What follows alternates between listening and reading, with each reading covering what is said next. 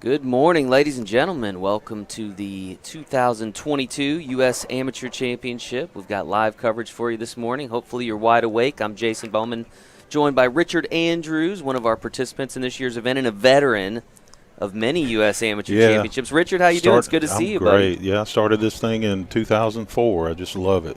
Love it. All the people are great. So maybe this will be the year, right? Yeah. This will be the year, maybe? Yeah, Mr. Andrews? All right, Mr. Andrews is going to help me call our first match this morning. And Richard, we got a good one right off the bat. We've got the defending champions, Jason Sheerman, and he's taking on a former champ, Ernesto Bayaua. Jason is out of Port St. Lucie, Florida.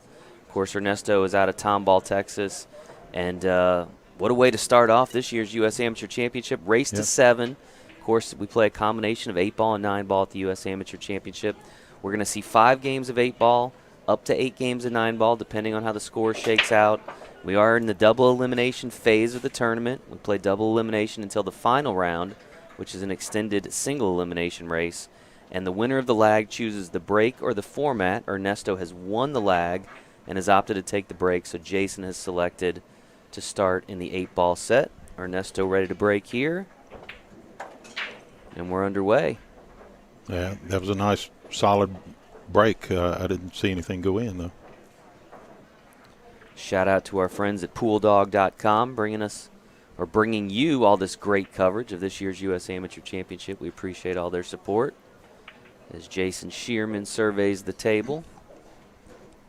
Again, he is the defending champion here at Strokers. Yeah, I watched his final match last year. He's a really good player. Really stormed through the field last year in his first appearance at this event. Yeah, he's surveying the table here to see where the problems are and just kind of plot it all out and figure out, can he be aggressive, or does he need to make a ball and then play safe? We normally like to at least make what we want before we start playing safe to take that option away from the other guy. So he broke that out to clear that up in that one shot there. Took Richard, care of his only problem. I was going to ask, one of the unique rules of this event, you win the lag, you get to opt for either the break or the format. We saw a lot in the ladies' event. They opted for the format over the break. That seems pretty uncommon in the men's event. What's your take on that? Men will almost always choose the break, and I'm the same way, because I don't really. It doesn't matter a whole bunch to me whether we start with 8-ball or 9-ball, but I want the first opportunity to control the table. Okay. So I suspect that is a pattern we will see quite a bit. Yeah. And typically the person who chooses the game in the men's will choose 8-ball. And there's always a question of why is that? And I think it's mainly because you don't want to get through the 9-ball part of it and then have the last few games having to slug through the 8-ball. So you start with 8-ball and get warmed up with it and then go to the 9-ball. And again, we play 5 games of 8-ball before you move to the up to 8 games of 9-ball portion. Again, if you're just tuning in, this is coverage of the U.S. Amateur Championship happening at Strokers in Palm Harbor, Florida.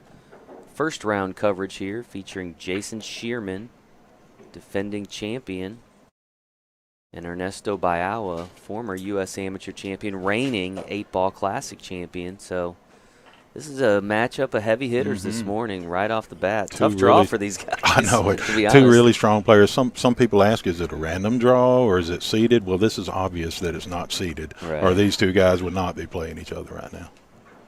And he's got an issue right here because it's tough to – that's why he's taking so long here, because if he does not get on this 2 right where he can make it and then get on the 4, he's going to give it back to Ernesto with a fairly easy run out from there. So he's got to be super careful here.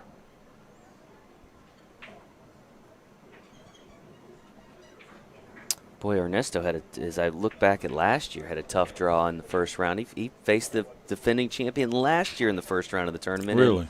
Blake Baker. So 2 years in a row, Ernesto comes in and Right off the bat, big test. So And Blake is tough too. Jason is one of 5 former champions in this year's field. I think he hit the 9 with his stick, so what he's supposed to do here, which he did, is say, do you want to put it back or leave it there? And then his opponent has the option. His opponent said, put it back. He played a really good shot there. He's still got a yes, the 2 is easy, but he needs to make sure that he gets right where he needs to be on this 4 ball where he can get on the 8. He doesn't want to have a tough shot on the 4 where he doesn't have the angle to get so he plotted that out right there, right where he needs to be. This is critical. Shape on these are critical to get on that, to make sure he gets on that 8 properly.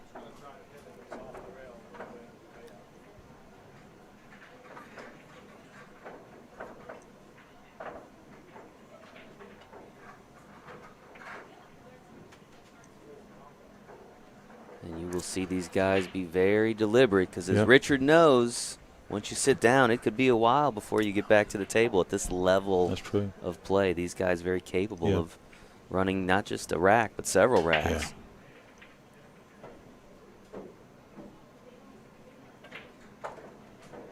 Yeah. He chose to go across the table and back. He just overcut the ball. But that's what it took to get on that 8. If he had tried to hold it and just, come back out a little bit, it would have been very difficult to hold the cue ball on the 8. But I think maybe he took, because the shape was so critical on the 8, I think maybe he took his focus just a little bit off of the 4 and thought about shape. And you just can't do that. A lot of times when a really good player misses a ball, it's because of that slight bit of loss of focus. You're thinking about shape, or I'm going to run into this ball. You must focus on the object ball when you pull the trigger, 100%. Big early opportunity now for Ernesto with the table fairly open. Yeah, I don't see any real issues here. The 2 balls that are around the 8 could cause a little bit of an issue, but he probably will. He's figuring all that out now. How do I need to plot it around to make sure that when I do get close to that 8, that I'm not close to the point where he's going to make the 8 toward the end of the game, that he's got the right angles. Yeah, he's going to try to take that out. He didn't get the line he wanted. He wanted to come a little bit more toward the center of the table, I think, where he could play the 11 in the corner, stop it, and play the 10 in the other corner to go ahead and get those problem balls out of the way, and then it's just easy peasy, but just came up a little short. I think you might have been able to see a little bit of disappointment on his face after that shot.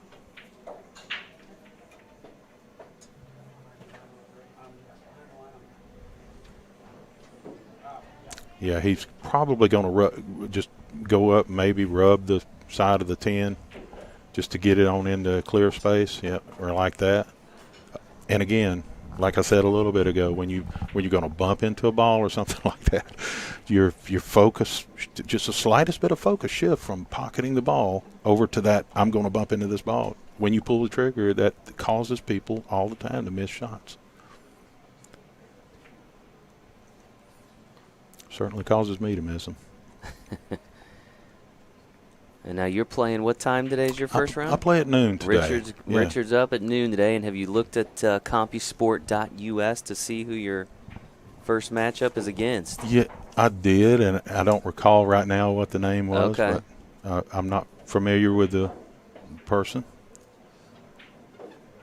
Don't believe I've played or met the person before.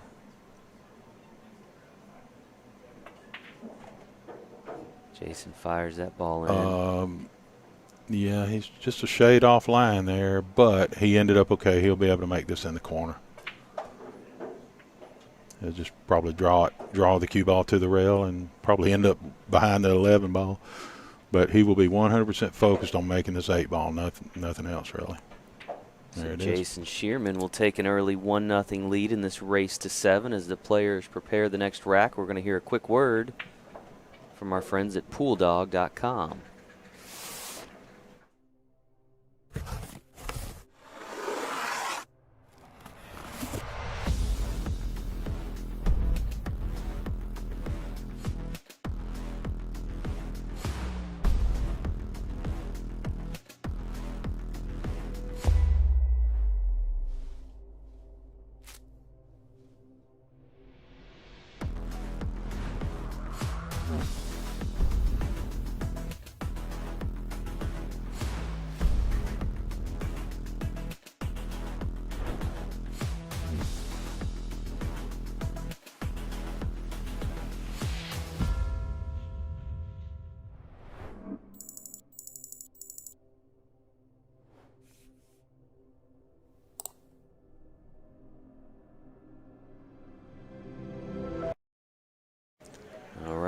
Jason Sheerman anxious to get started, has the break right as we come back. Yeah, to strokers. He hit a good break and popped the cue ball up and stopped it in the middle, but a ball came around and knocked the cue ball around a little bit.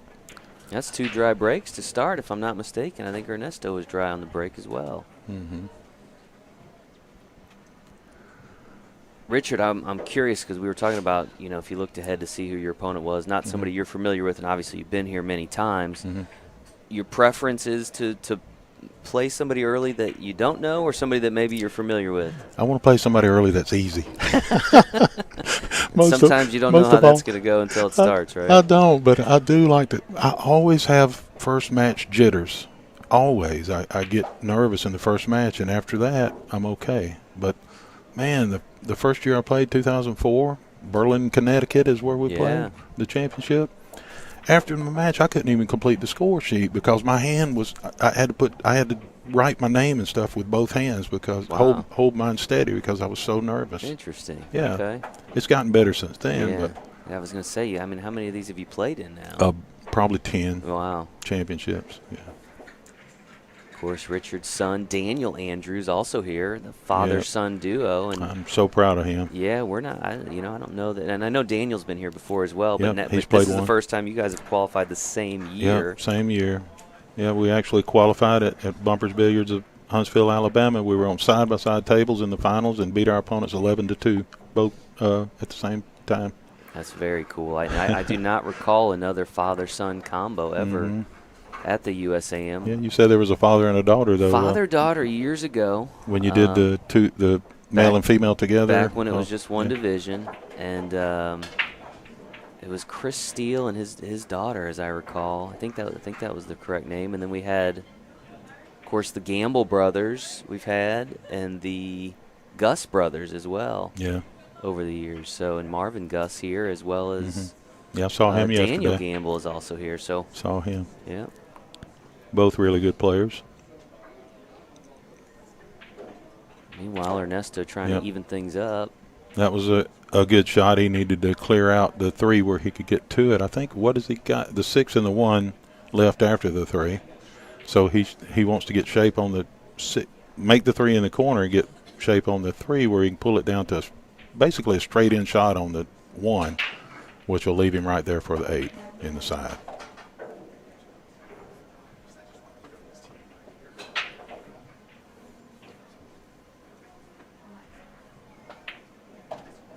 Yeah, so he used the 14 to make sure that he held in place for that 6. Ernesto won this event back in 2011. Has been here several times since, but never able to capture that second crown, which again just kind of tells the story of how difficult it is in this environment. Now, okay, he went far enough down. He surprised me a little bit there because I thought he would pull it down and just down the line to play the 1 in the corner and stop it there, but for the 8. But yeah, he's out from here for sure.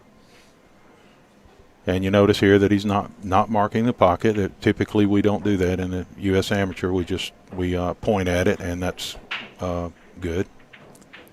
Where in typical APA play, you must mark the pocket with something, right, other than the chalk. Or Ernesto has tied things up at 1 game apiece. Again, this is a race to 7. They're going to play 3 more games of 8-ball. That'll be a total of 5 before they switch to the 9-ball set.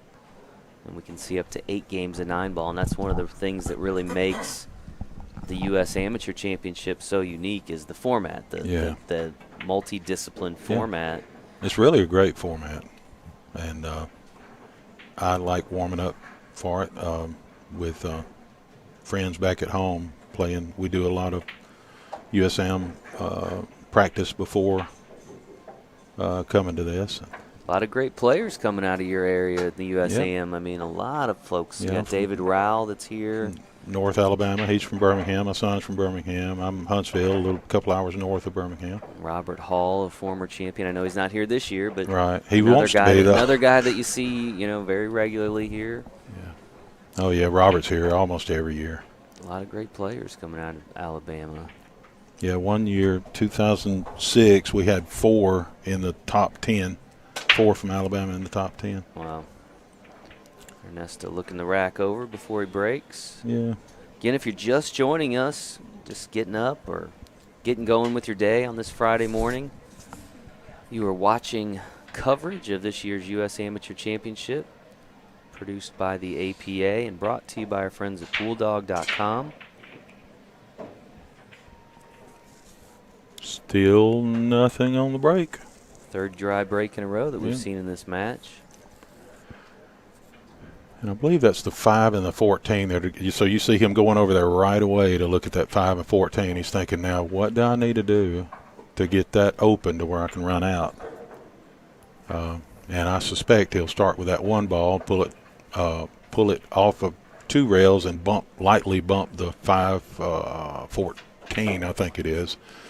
And then he's open from there, but he's still got up the table up here. He's got an issue too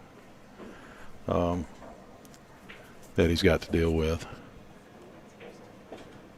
I was looking over some of the comments. Number one, you've got a lot of fans, Richard. I'll tell you that.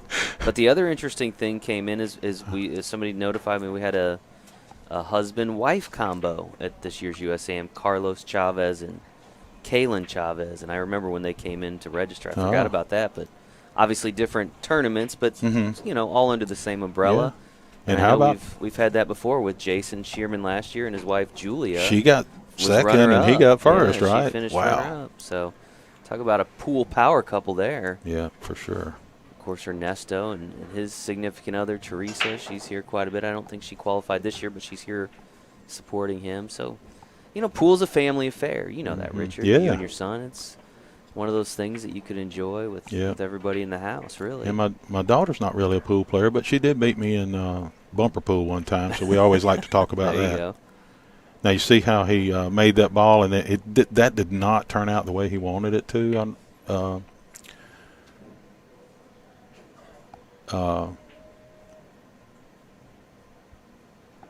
But he wanted to clear him up just a little bit more there. Again, these guys are tied at 1 game apiece. We're in the 3rd game of the 8-ball set. Yeah, we play 5 games of 8-ball if you start with 8-ball, 5 games of 8-ball before you move to the 9-ball. And if they had started with 9-ball, you play 8 games of 9-ball before you move to the 8-ball portion of it. He went a little far, maybe. Yeah, he'd like to have been right in there, maybe. And that way he could have made that 6 and bumped the 7 into position. But he may be too far now. I don't know. If he can make it, he'll go ahead and make it now. One thing about, if you got trouble balls like that and you keep taking your balls off the table, you're digging a hole that may be hard to get out of. If you can't run out, you need to play a good safety somewhere and come back later when you can.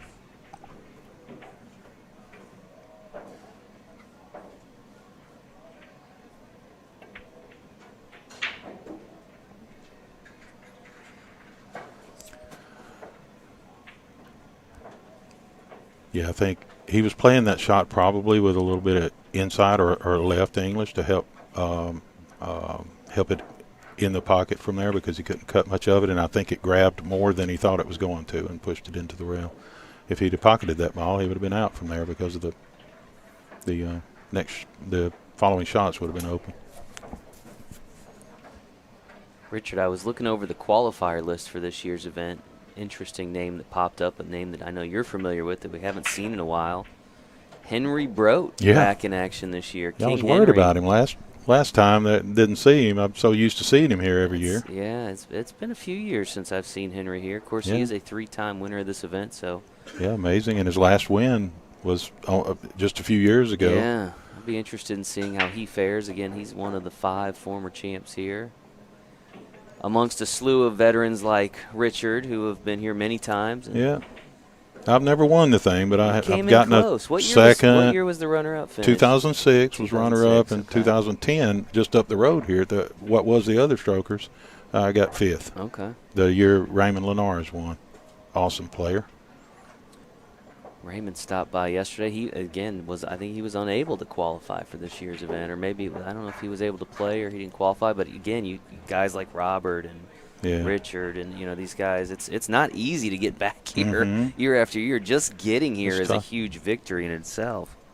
It is. Raymond's focusing on a lot of straight pool now. I keep seeing a lot of straight pool talk on his page. Well, you talk about a student of the game. I mean, he is really a thinker. And he's won multiple collegiate championships. I suspect you'll see him here in the booth at some point, maybe even later today. He loves to get the headset on. Talk he sent me something earlier today saying that, see you there. Yeah, okay. Nice. All right, so Ernesto taking a good look at this. Yeah, he's got to decide. It's not that hard to run out, but you don't want to get out of line here. And he's just got to figure. He's thinking, I guarantee you, he's thinking everything out right here. He's going to pocket this ball here, leave the cue ball there, just plotting the whole thing before he starts at this point. Now he may, if he gets out of line a little bit, he may need to change his plan. But I bet he will have the entire plan before he. You don't always do that when you're playing, but in this case, I bet he's got the whole thing. He will have the whole thing plotted out before he starts. He's looking to see where does he want to be on that. What is that, 13 ball maybe, to get on the 8 properly. So he's already thinking of that next to last ball, the key ball. Or he may be going for the 13 now since he's shooting that ball.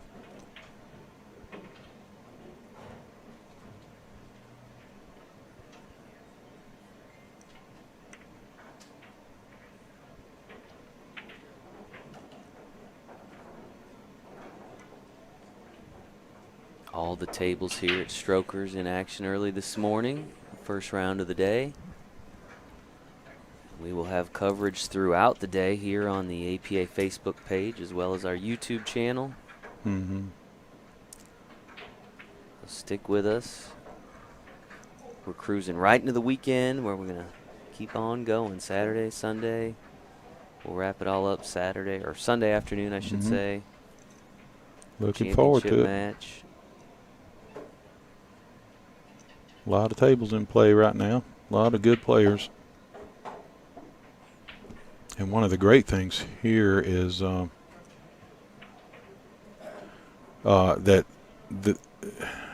there's no money, no payout in this event. So people that get in this really, really love the game, and that's one of the things I really love about this particular championship. Now there is value in that. Sure, if you win the thing, you get to go to your choice of a pro event, right? Right. Yeah, pro event, and of course you get to return to defend your title, but I think, yeah, he kind of pulled up a little bit on that, and he was a little worried about getting the right angle on that 10 ball, this ball, to where he could come over for the 8 next. I'm a little surprised. Remember early on I was talking about the pattern, the layout. I'm a little surprised that he went to that side of the table first. I thought those would have been the last couple of balls he made, but I'd love to pick his brain and ask him why he picked that pattern, because it seemed to make it harder to me. But I'm sure he had, he's an excellent player, so I'm sure he had something in mind. I'd just like to know what it was, because when you're at the table, you see little things that will make your decision different from what you might choose from the booth. This makes it a little more. He can come around with some top left and get out there where he needs to be.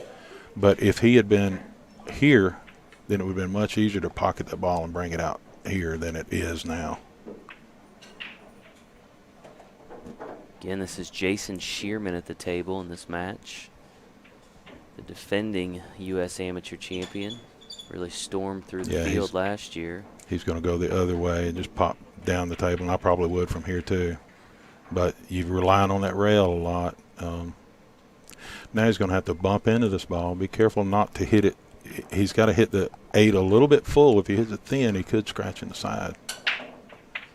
And by the way, these players, we're a long ways from the table, so these players cannot hear us talking. There's no way. And we have this nice booth here. Yeah, it's really come nice a long setup, way, Jason. hasn't it, Richard? Since the last time we did the commentary together, yeah. Right outside the bathroom here at Strokers. It's much nicer now. You see how full he hit that 8. He wanted to protect from it. He actually hit it a little bit too hard, though. I think the fullness was good, but he just hit it a little bit too hard.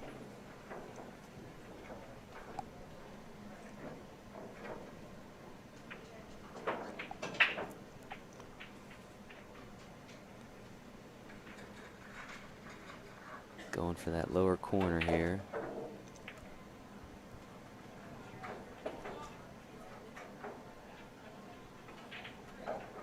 Nicely done. Yeah, he stayed down nicely, followed through. That's critical. So he again takes a 1-game lead in this race to 7. Sheerman now leads 2 games to 1 with the 4th game of the 8-ball setup coming. See a total of 5 games of 8-ball, and then they'll switch to 9. If you're interested in competing in the U.S. Amateur Championship, the entry window is now open. And I love that, by the way. On our Instead of having to website. wait till, what, used to be April of or something like that, of the following 1st. year? Yeah, we tried to open it with the event because, you got a lot of attention on it. Yeah. People are thinking about it, and you go ahead and get entered, get scheduled for a preliminary in the fall, and then, like Richard, if you do well enough in your preliminary, you advance to the championship round. So Yep. no better time to sign up than now. And again, you can do that at our website, poolplayers.com. Just click on the U.S. Amateur Championship tournament information. Yeah, and share it to other people. Let other people know about this video, about the stream that's coming, and signing up for the USAM. You have the women's event and the open event, not men's event, but open event, right? I say that wrong almost every time, but you are correct, Richard. It is technically the open division, all men in this year's event, but certainly women have the opportunity to try and qualify for the open division if they choose. Yeah, there's a lot of them that could. Oh, we saw a great player last night in Stacy Bourbeau. Yeah. Winning her 2nd U.S. Amateur Championship title. Stacy out of Orange, Massachusetts. Defeated Rachel Lang in the final match. She's got really, really good form, pool form. I enjoyed watching her play last night from my room.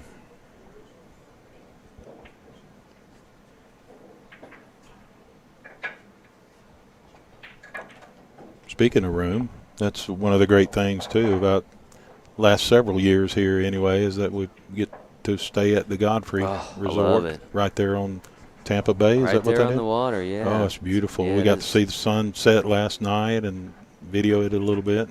Yeah, I've seen a few pictures. dolphins swimming out there. I saw that. Yeah. Danny and I saw that last night. Pretty nice, yeah.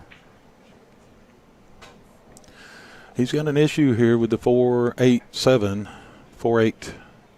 I think it is, that right in here that he's got to deal with. So he'll want to take care of that as soon as possible. This is the first round of the U.S. Amateur Championship, the 10:30 a.m. Eastern round.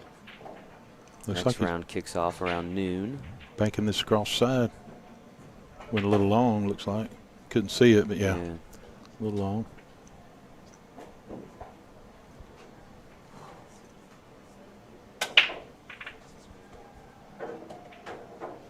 That'll bring Ernesto Bayaua back to the table.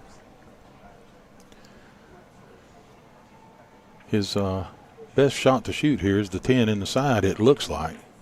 But then it's going to cause him to run into the 13 and have to do a little guesswork. But I suppose that I'm pretty sure he'll have a shot after this one. He may actually miss that 13 a little bit. So what I'm talking about is he hits this here and then this runs into that ball.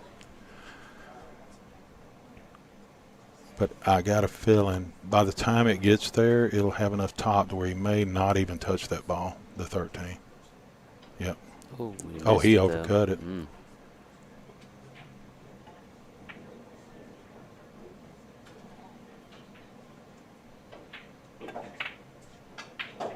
I wasn't really looking at him, but it kind of felt like he pulled.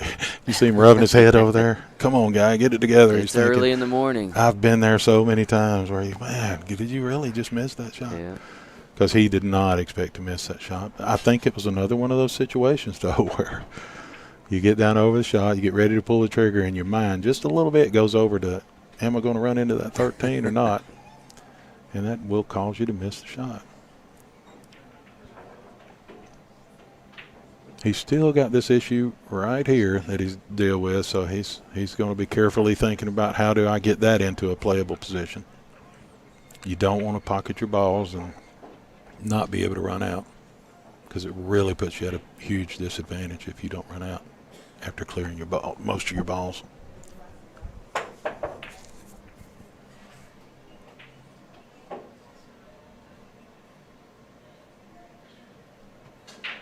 Some people might think, okay, yeah, it's blocking the 8 for the other player, that ball that's sitting there, but he wants to get to a place where he can run out from here.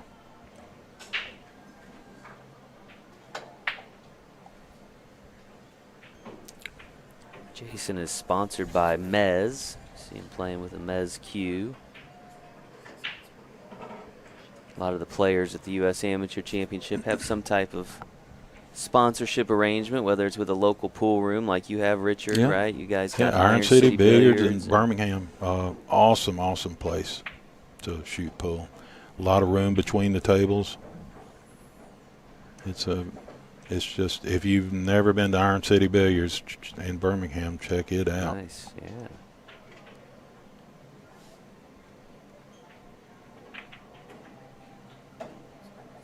Yeah, I think he was trying to pull that into that 8-4 to clear it up.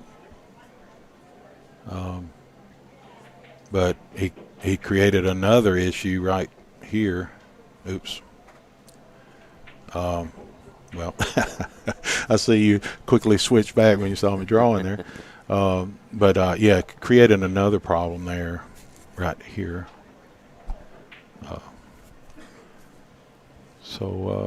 He's got to figure out how to resolve that issue. He's going to move this in front of the side pocket, looks like, maybe. I'm not sure what he was doing there. Maybe he was just getting it out of the open, playing safe, leaving a really long shot. But he could have been trying to bank it in the side. I kind of missed part of the shot just then. See if Ernesto can capitalize now. Again, looking to draw even in this race to 7. Trailing 1 game to Sheerman at the moment. Well, he has a testy starter here. I suspect he's going to shoot the 13 in the corner, and that may seem easy, but it's really, you can bobble it. You know, you catch the rail a little bit, and the object ball bobbles in the corner and stays up.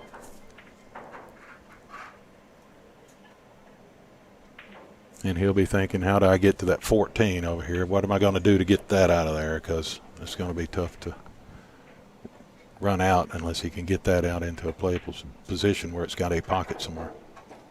Have you ever squared off against either of these guys? No. Not Ernesto, huh? No, I've never played either one of them. All the years you guys have been in the same field, I'm surprised you've never. Yeah, that's a really good safety there. He's a little disappointed, but he wanted to be frozen to the back of that ball, and that cuts down options for your opponent. But it's a good shot.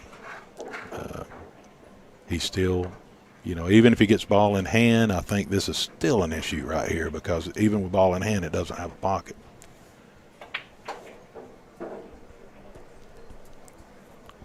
Now he's using a technique now that Shane Van Boning uses a lot. So that he found this point out here, and he's going to aim at that point, so it'll come off the rail and hit here. See that? It's the same distance the other side of the rail. It's sort of a mirror image technique.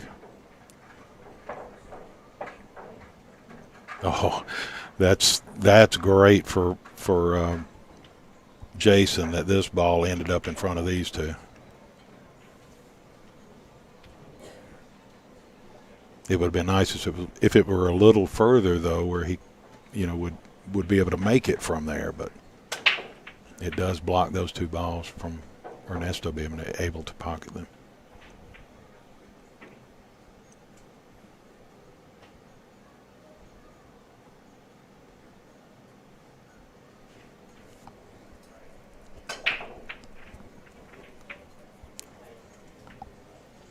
This is a tough shot. Oh, he's just playing safe again because it was a tough shot. Remember earlier I said he could have made that ball, but he might bobble it. That was one thing. Another thing is he doesn't want to get his opponent's obstacles, which are his object balls, off the table until he knows he can run out. Doesn't want to dig that hole. Yeah. And he knows with this mess right here, it's going to be really tough to run out. So, who will be the first to flinch? Mm-hmm.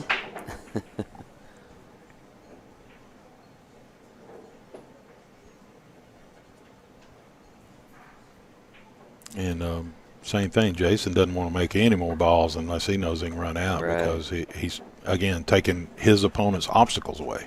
Your balls are your opponent's obstacles and your opportunities. So you don't want to take your opportunities and your opponent's obstacles off the table unless you know you can run out.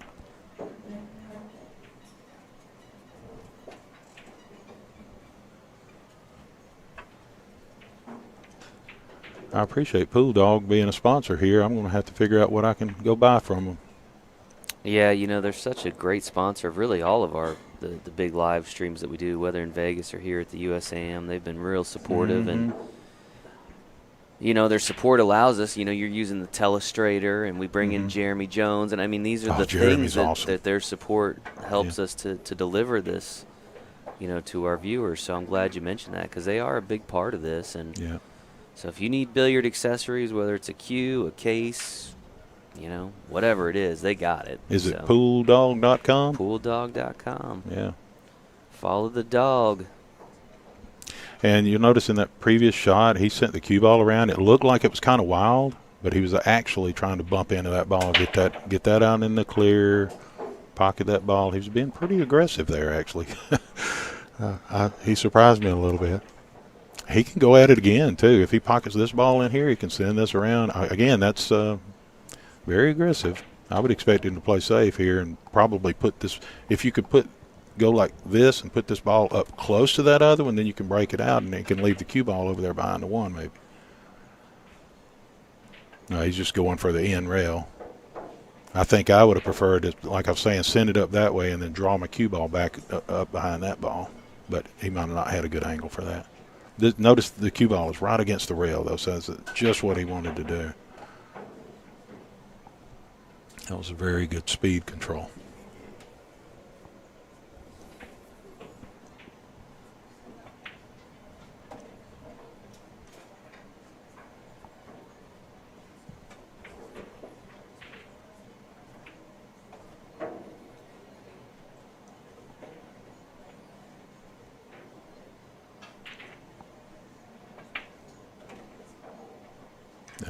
I wonder if he's going to place this ball in front of that 5 ball. No. He placed it in front of the, what is this ball? 3 ball? Yeah. Yeah, to cover up that hole.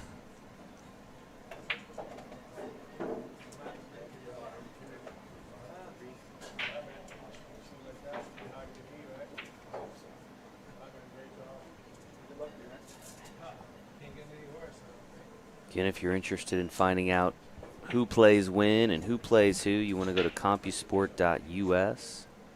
I've got that pinned in the comments here. Nice shot there to take that blocker away. But he did open up these 2 balls now, so I think you'll see Ernesto start shooting. The only trouble now is the 14 down here. It needs a hole.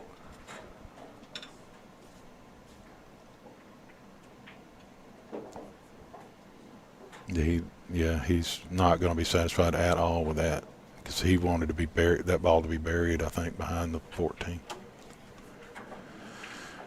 He didn't want him to. I don't believe he wanted to have him have a shot on this 5.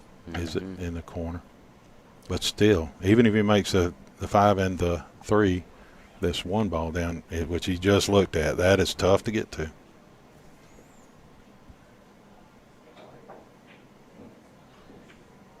which is why you see him doing this. Yeah, it's definitely been a little bit of a cat and mouse game here in this fourth rack. A lot of safety play. Yeah. That's what I was saying earlier about picking 8-ball first, is there can be a ton of this kind of stuff, and people, I think, want to get that out of the way before they go to the more freewheeling 9-ball game. Yeah. If you play 8 games of 9-ball and then you get into this and you're already tired, it's kind of tough. Well, it probably gives you a little bit of chance to get in stroke, too, because you get to hit a few more balls if, you know. I think that's a big part of it as well.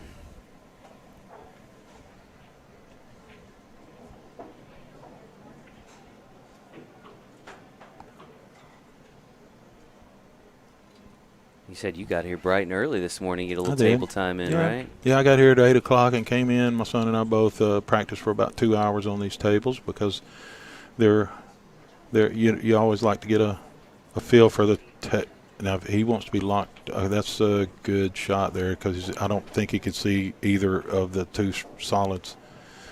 But yeah, we got some time on these tables because they're different from the ones that we're accustomed to playing on, and so I think we have a good feel for them now. He might not catch a rail. I can't see. Yeah. Yep, he did not catch a rail, which is why he's cleaning it off right now and handing it to Ernesto. That's good sportsmanship to get the cue ball and hand it to your opponent. Seen a lot of great sportsmanship thus far in the women's event. Mm-hmm. Another example of it there, but I thought it was great yesterday. I was watching Jeannie Seaver play, the defending champ from last year. She was playing Tina Malm, and she scratched and was down 4-1 and gave ball in hand to Tina, where she had a real easy combination on the 9-ball, and Jeannie actually set the ball up right there for the shot instead of just handing her the ball. She set her up, kind of acknowledging that it was over, and she wished her luck after that. So love the sportsmanship we see here at the U.S. Amateur Championship, no doubt. Yes, for sure. One of the things that makes this event very unique. I've met so many great, nice players, and great just personality, and they love the game. Now, you do allow jump cues here. Yes. He's just going to put the 8 up against the 2 balls down there, make it tougher to run out. We do not have the 3 foul as for a loss. It's not a loss for 3 fouls, so he's not too concerned about fouling multiple times here.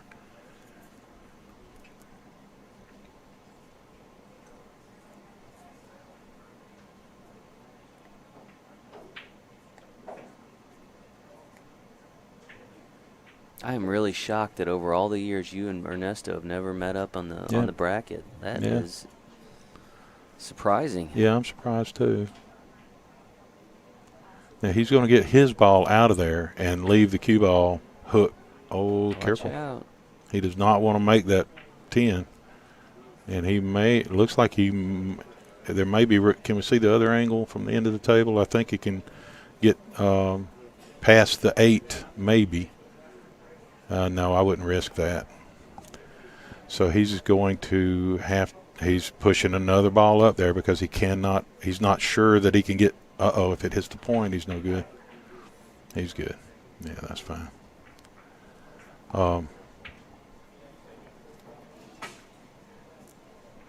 Yeah, I thought he might 3-rail around to touch the 1, but it's better off in this format, since we don't have the 3 foul, to just go ahead and push that ball up like he did.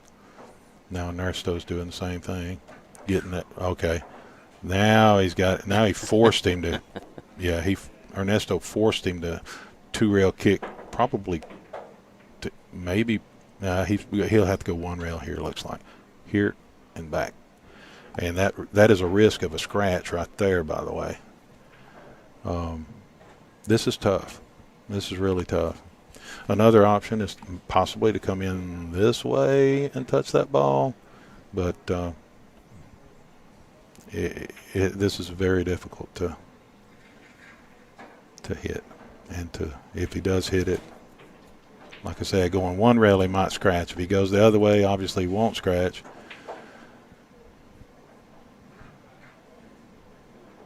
See him trying to calculate that angle. Mm-hmm. Knowing the likelihood of a miss is a run out for Ernesto. You're right. So. If he misses, Ernesto's pretty much,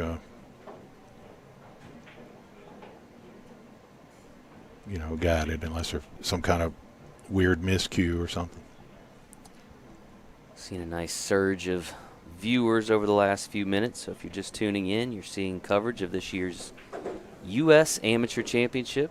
We are at Strokers in Palm Harbor, Florida. Palm Harbor here in the Tampa Bay area.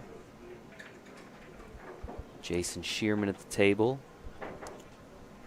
against Ernesto Bayaua. Jason leads 2-1 in this race to 7. 4th game of the 8-ball set.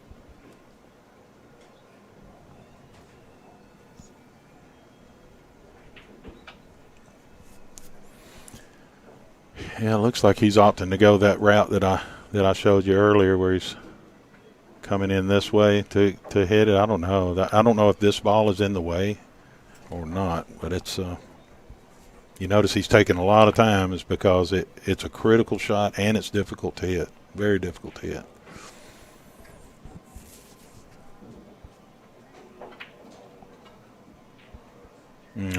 Yeah, that ball was just, well, he actually ended up pretty good where that ball ended up, so he's going to start with the cue ball right there and pocket the other ball, probably just get it up there close to the hole for him. Because anytime you can leave somebody's ball there, it's tough for him.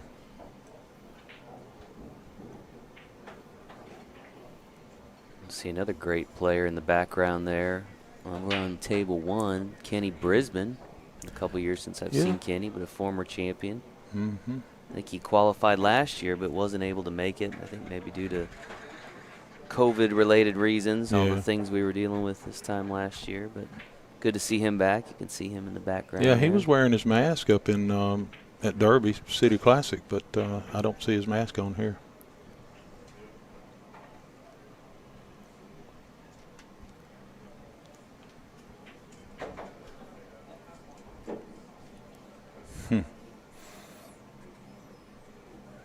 Yeah, Jason got really fortunate, I think, that this ball ended up right there, because that forces him to play safe again right here. Because not forces, but entices him to do it. But he didn't push it up far enough. He would want that to come out just a little bit further.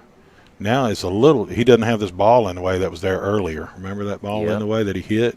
So now he's going to go into here, come back. He could actually pocket this ball. And then this ball here will help him, because he could actually possibly knock the 8 into it and make it in the side, the 8 ball. I expect that he will make this or come really close to or hit this or come really close to hitting it. Yeah, just missed it. And that's one thing, if you're not really familiar with the tables, if you're used to playing on a different type of table or something, the kicks and banks are quite a bit different. Ernesto going to do it again? I don't think so. I wouldn't want to give, if I didn't have to, I wouldn't want to give it back to my opponent and give him a chance to control the table, run out from there. Yeah, he's gonna play this off of that ball and get it out of there. He'll pocket the 14 in the side and get the 13 out of the way and hold shape for the 9 ball. Oh, no. All right. I thought he would get that ball away from that spot, but maybe it's sitting out far enough to where he can easily cut it in the side after making this ball after this one in the corner. Ernesto looking to even this matchup at 2 games apiece here. Yeah, see how he's having to be very careful. So that worries me a little bit, because when you have this ball like this, when you go to make it, if it touches that point on the rail, it will not go in. So he's going to have to be very careful on this next shot.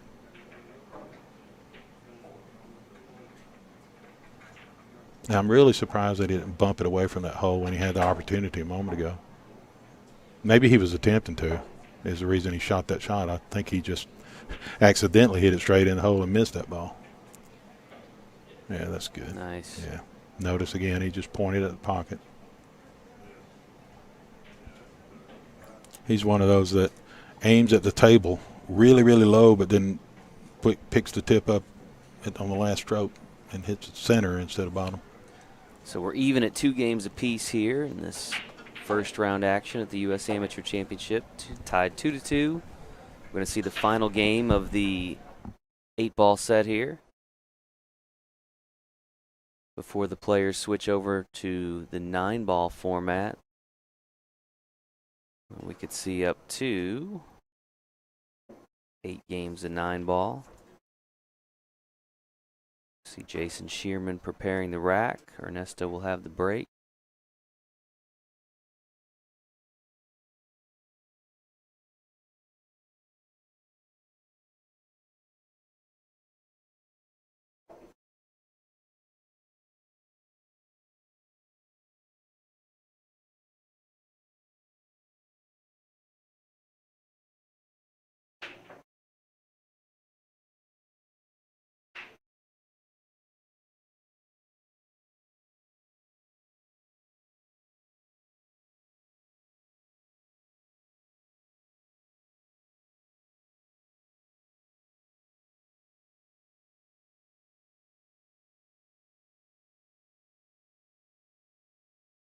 Again, Ernesto, a former U.S. Amateur champion, took that title in 2011.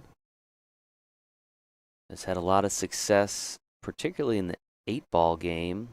Multi-time winner of the APA 8-ball Classic out in Vegas as recently as this past summer.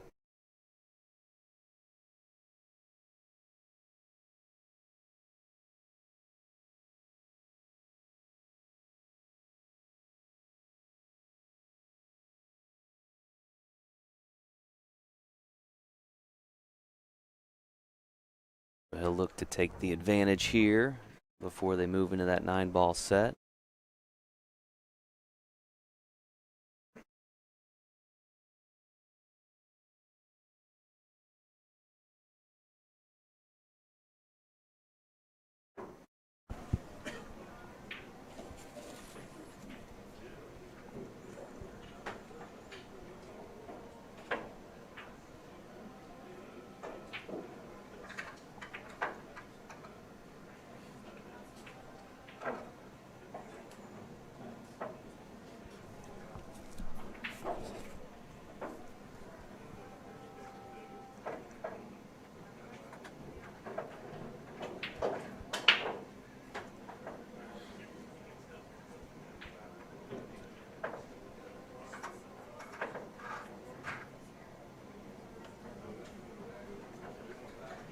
I don't really see any big issues here. Looks like I expect him to run out from here. That would be our first run out of the match.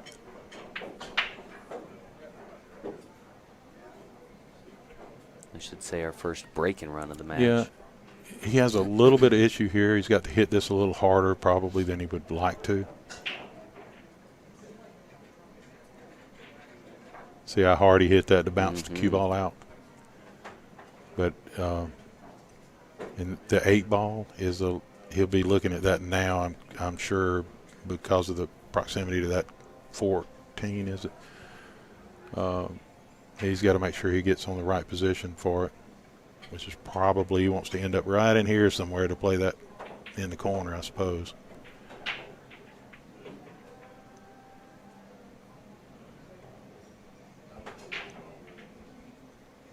So he's got to get the right shape on the 3-ball to make sure that he can hold that position on the 8.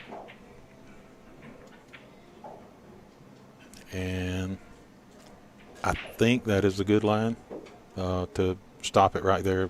Plays this ball in the corner and plays the 8 into the same corner. But he may be off just slightly. It looks like it's off slightly where it causes the cue ball to drift over that way just a shade. He needs to 100% focus on pocketing this ball, though, because just like before, your focus can drift a little bit toward that position. Nice. There he is. Yeah, he's perfect now.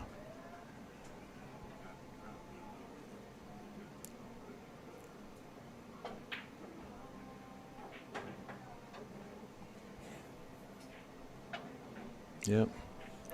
So break and run there by nice Ernesto Bayaua gives him his first lead of the match. Now leads 3 games to 2.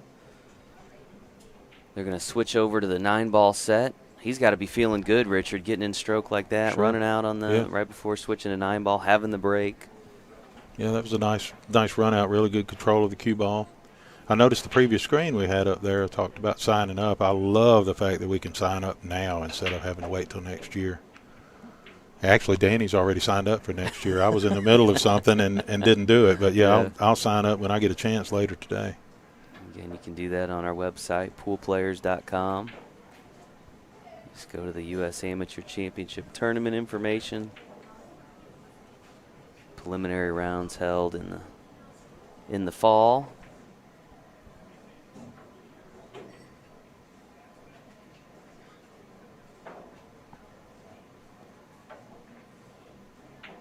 Going to use the wood rack for the 9-ball set. Richard, we saw some template racks yesterday in the latter rounds of the women's amateur championship. What's your thoughts on the template rack? I prefer the template rack. You do? Okay. It gives a better rack. Yeah, I mean it's easier to get them up there and get them tight. This table they're on, I warmed up for probably an hour or so on it, and it was a little. You had to mess with it a little bit to get the one ball to stay in position. If you weren't really careful, it would roll away and leave your opponent. 9-ball loose. Ooh. Yeah, but close. A lot of times that's the problem. Though, yeah. People will stop that cue ball in the center of the table, but it also gets in the center of traffic flow and will get kissed in. So really just a little bit outside of the center of the table is optimal because of there's less traffic.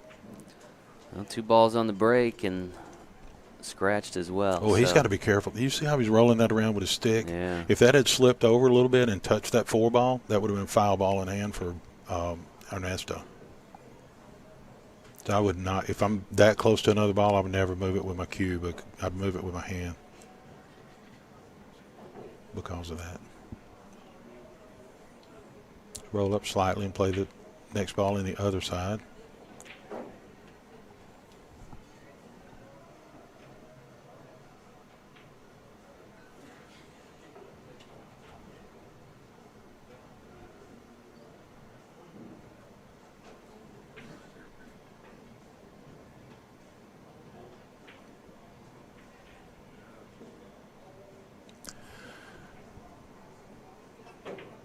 Now, one thing he's got to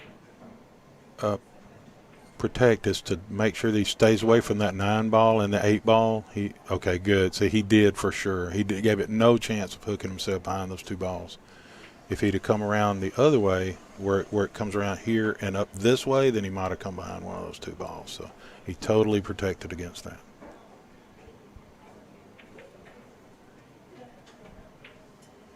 And you want a little angle here where he can bump the rail and come off.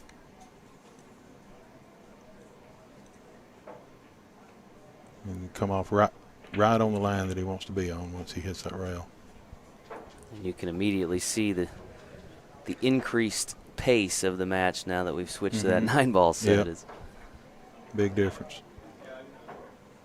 There will still be some safeties here and there, but not like that cat and mouse. A couple of those 8-ball games. All right, so Jason Sheerman quickly takes advantage of that scratch on the break by Ernesto and ties this match up at 3 games apiece. Again, they're racing to 7. Yep. Scoreboard on there. We have had some technical difficulties this year with some of the gear.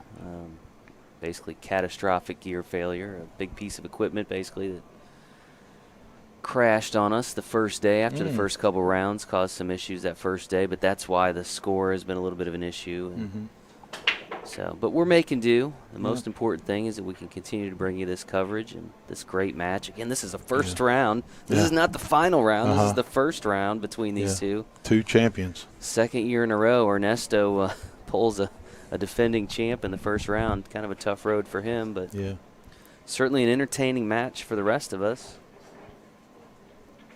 Yeah, these are two high-quality players. I don't know how many viewers keep up with Fargo rates, but these two guys have really high Fargo ratings.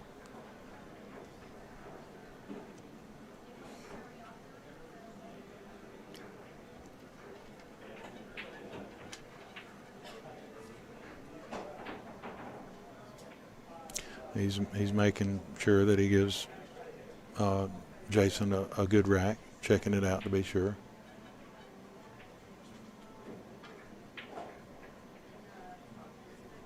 It's pretty embarrassing, actually, when you're racking for your opponent and it goes, just a slug rack. You feel like, oh, no, he's going to think I did that on purpose.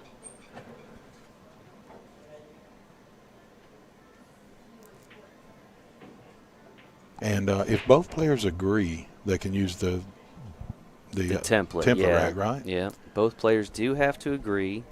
But you must rack for your opponent, right? Yes. You can't rack for yourself. Okay.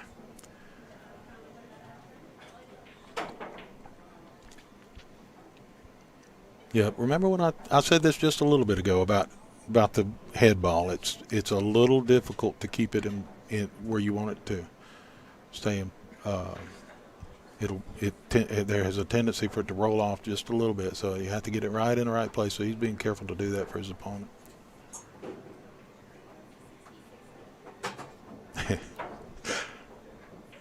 Yeah, so he's switching the balls around a little bit just in case there's a little difference in size or something where that puzzle will fit together more tightly.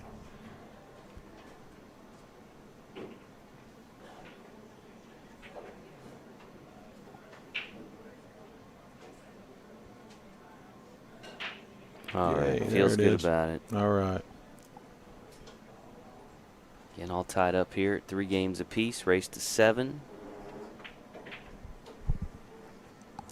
Now, one thing about this is that you may think that Jason is there seeing if he did actually give him a tight rack after all that, but he's actually seeing, is there a crack somewhere? And if there is a split between two balls, that tells him to hit from a particular place. And there's all kinds of videos on that, so if you want to learn how to read the rack and break from the appropriate place, just go online and search for reading a rack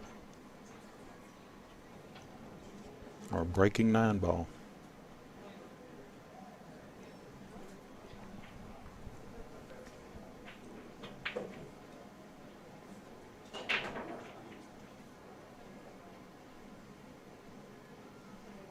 He did not expect that cue ball to run around like that. Try break there for Jason Sheerman. And Ernesto has a shot on the 1 ball. Yes, he does. Does he, can we see the other angle? I'm not sure if the 2 ball goes. Thank you. Yeah, it does not go in this. I was wanted to see if it would go in this pocket. It will not. So that's that means he'll have to pull the cue ball back to get shape for the side pocket. Oh, misses the 1. Gets a little lucky. He did get lucky, and actually that shape right there will be good. He's got a couple of choices. I think he'll probably go for. I think he needs to draw it and make sure he does not touch that 4 ball, because you don't want to push it to that spot that I mentioned earlier that was a bad spot, really close to the side pocket. No, he went in and touched it, but he pushed it back out, so he's good. As long as you push it back out and don't leave it right against the rail there, you're okay.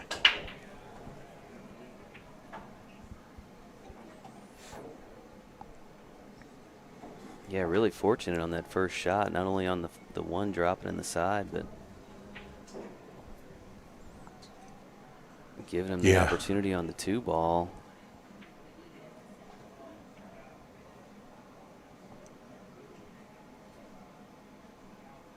Chance for Ernesto to regain the lead.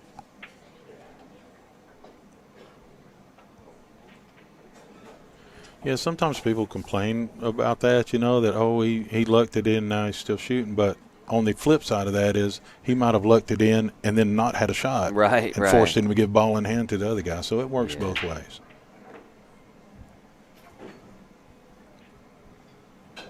Notice how he kept an angle. He did not. A lot of people will draw that ball back to here, but and get straight in on it. But he left this angle. This way he can go 2 rails and end up right on the line he wants to be on the 7 ball.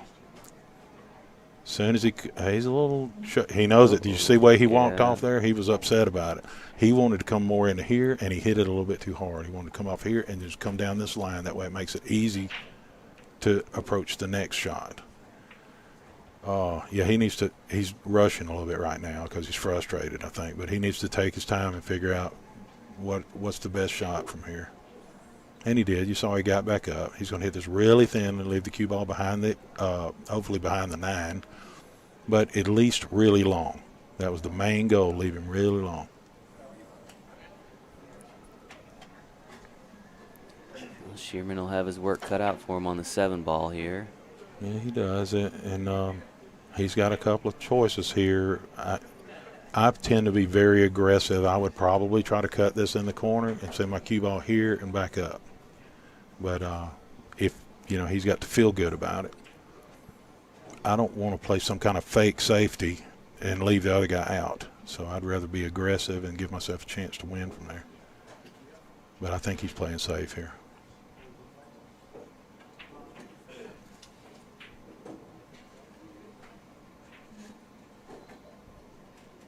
Yeah, Ernesto can go either way on this one too, but from watching Ernesto play earlier, how safe he was, he's probably going to hit this ball.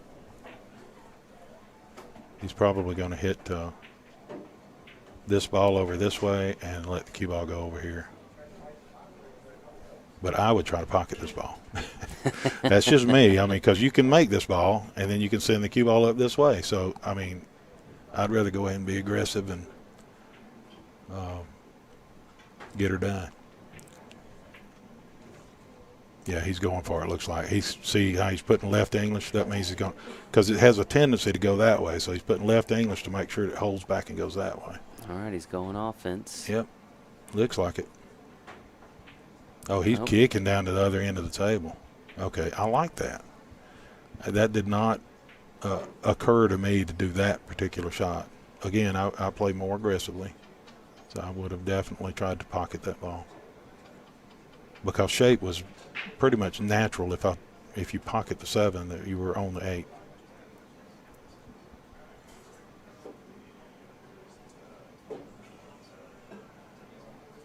You could have gotten there without the inside English I was talking about, I think, but it would have been not as good.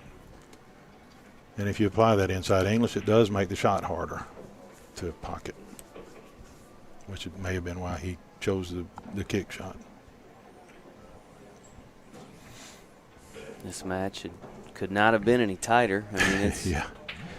Back and forth, back and forth. Yeah.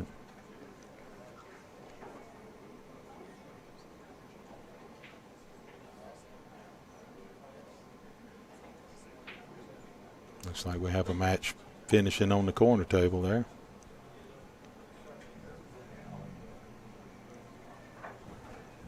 So, yeah, the matches probably start finishing around now. The next round starts at noon. Eastern time. Noonish Eastern time.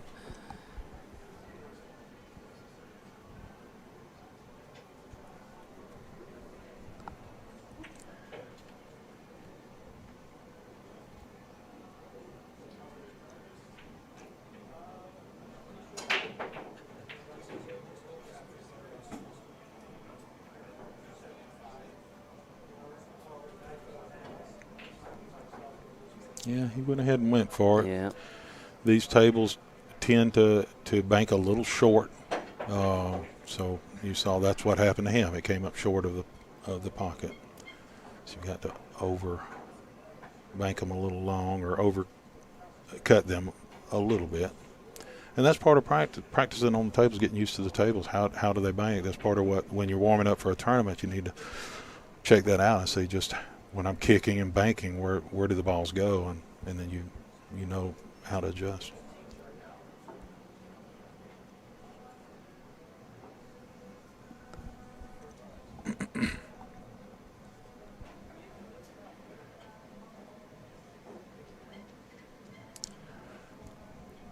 This is another one where I think all he needs to do is roll that ball in, and the cue ball falls right into position. It does come. The cue ball, if he tries to pocket this here, the cue ball does tend to come here and come close to that pocket. So there's a little bit of a risk if he does that of scratching, and that may be what is keeping him right now hesitation, that may be his hesitation, because he knows I've come off of this end rail so many times at different angles that you think, man, there's no way I'm going to scratch, but yep, it scratches.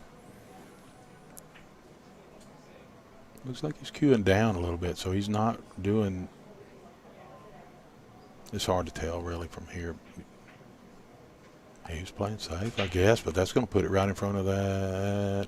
No. He can cut it in the corner and come straight across. Looks to me like, cut it down there and let the cue ball just come right back over here for the 8. Tough shot, but. Are you surprised at how conservative Ernesto's been? Yeah. Yes, I am. I sure am.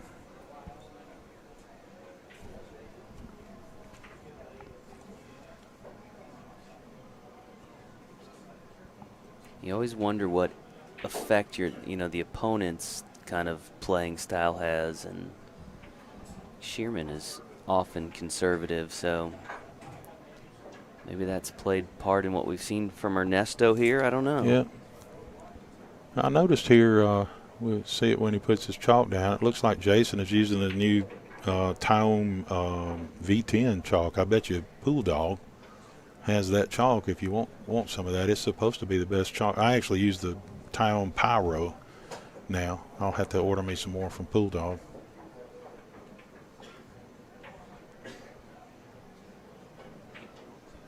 Yeah.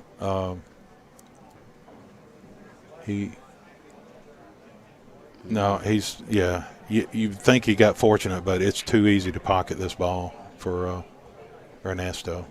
The only thing here is just getting shape on the 8. He's just got to, there's no problem pocketing this ball. Just don't want to, he coming around for the 8, he doesn't want to clip that 9 ball. Just got to avoid the 9. There he is, yeah.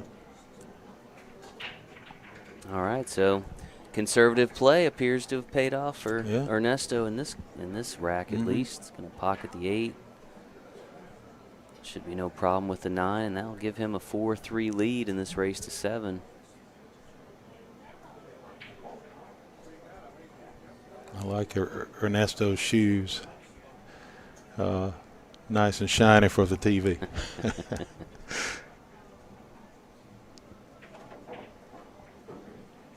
He's no stranger to the TV table, I'm sure, right? He's had a few matches. No doubt about it. We actually brought, he was out in Vegas in October, he and Brian Parks. Another, of course, everybody knows Brian, 5-time USAM champ. Not here this year, unfortunately, but they were both on teams out in Vegas. So I said, why don't you guys, let's play a Legends match. So I brought both those guys in and let them square off, and, awesome. and that was a good time. We played the USAM rules. And, Who won? Brian, but Ernesto made a pretty good comeback and made it close. He beat him. I think the score was 11-9, but Ernesto one time was down like 11-2. So really, he really came back. Brian doesn't play that conservatively like Ernesto. Yeah. He's more aggressive. I mean, he plays when he needs to, the safeties, but he just seems to be much more aggressive than Ernesto or Jason. I know a lot of folks missing Brian at this event. They all. I'm not missing him. I don't know if it's that he's California was closed, shut down for so long. I don't know if it was an issue trying to get qualified or if he's just waiting for someone to catch up to him before he comes back. Could be the case, because I know, of course, all his success led to a lot of flack for him about just coming and playing anyway. But he works for a living. He sells insurance, right? Yeah. I mean, he's not a professional player. He just plays at a very high level. Yeah, I just know, that kind of wears on you over time. And so maybe if somebody starts getting closer to his record, we'll see Brian come back out. But for now, not here.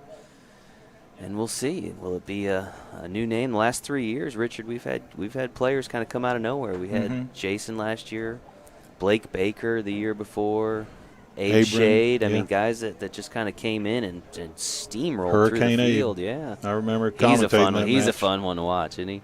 Yep. Hurricane Abe. Yeah, he was something else. He does not waste any time shooting. I love that. Yeah.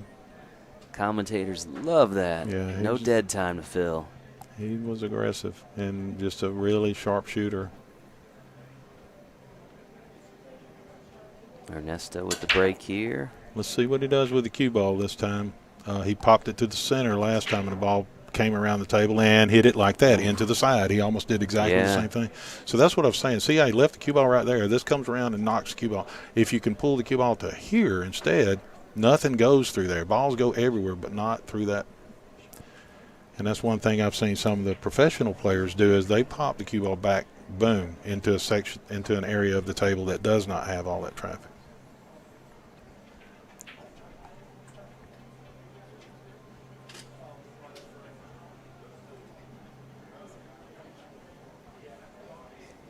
I think you'll see another good safety here. Cue ball at the behind these, yep, right over here. But he's got 1, 2, 3, 4 blockers that he could have left it anywhere there, and one or multiple of those balls would block. A lot of traffic to navigate. Yeah. So hard to tell from here, but I suspect that he'll go 2 rails like this into the 1 ball. But we do not have the 3 foul rule, so he may push. When you don't have the 3 foul rule, your shot selection can be a little different. So he may push a ball up against the 1 because of that. But actually, it looks like at the angle he's going, he may be going 1 rail to it. I would tend to take the 2 rail route. He's going 2 rails.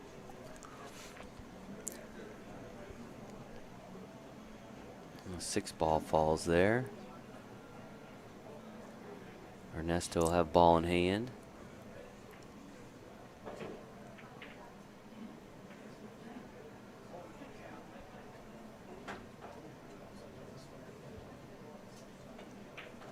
I got a feeling he may put his cue ball right in here and just pull it back to here just to make sure that he gets the shot on the 2 ball instead of trying to run the 2 ball around. Well, he almost hit my spot. Ernesto with a slim 4-3 lead here over Jason Sheerman.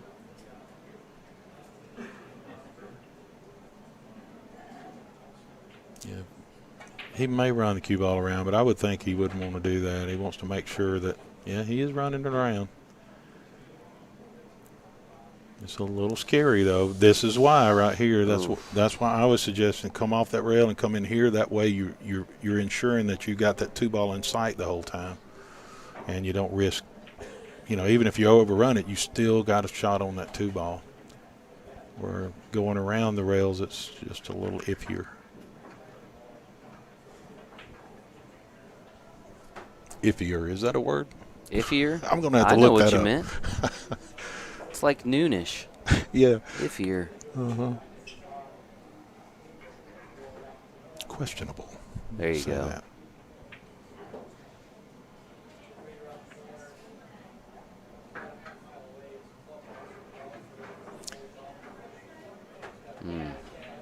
Overspun the ball. Jason will have ball in hand and a chance to even this thing up at 4 games apiece. And there are no issues here. So, I mean, if he can set this first one up and go stop shot, stop shot, stop shot, stop shot, roll up slightly for shape on the 8, and then he's back on the 9. This is a really easy run out for Jason.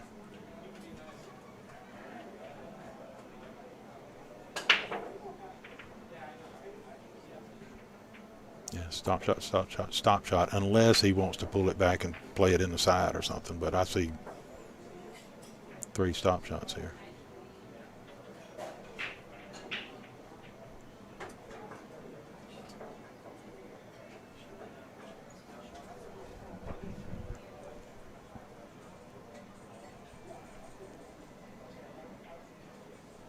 off the rail a little bit here just because he had a little bit of angle.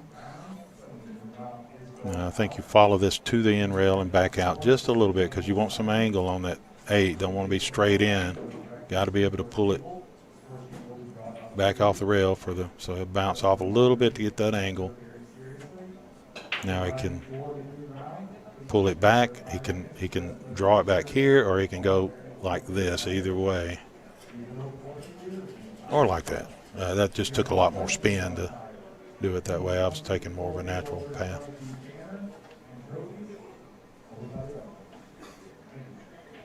A nice run there for Jason Sheerman.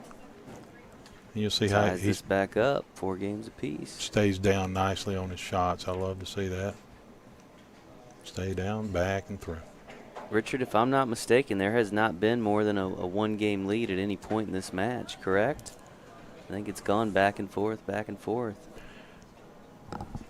It seemed like Jason started out with 2. Did he not? I don't think so. I think I think it's gone 1 game at a time. Okay. And Ernesto pulled ahead finally, and then now I believe Ernesto won 2 games in a row, but I think he was down a game, tied it up, took the lead as they came out of the 8-ball set.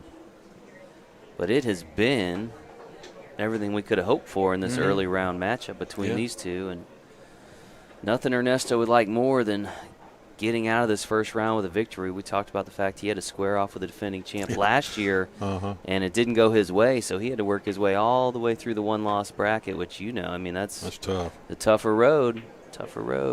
Yeah, you'd much rather stay on the winner side and skip through, skip through matches every time you win one.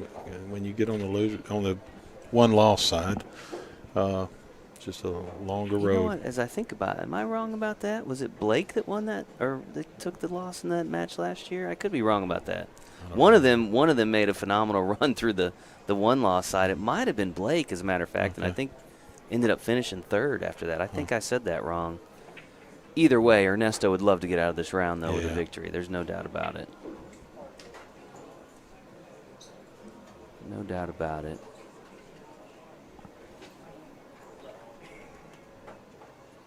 Pretty cool moment yesterday here, Richard. I don't know if you were around, but the Black Widow, Jeanette Lee, popped in. Surprising, really, the entire room. As she looked fantastic. Right. Obviously she's still battling. She's still battling.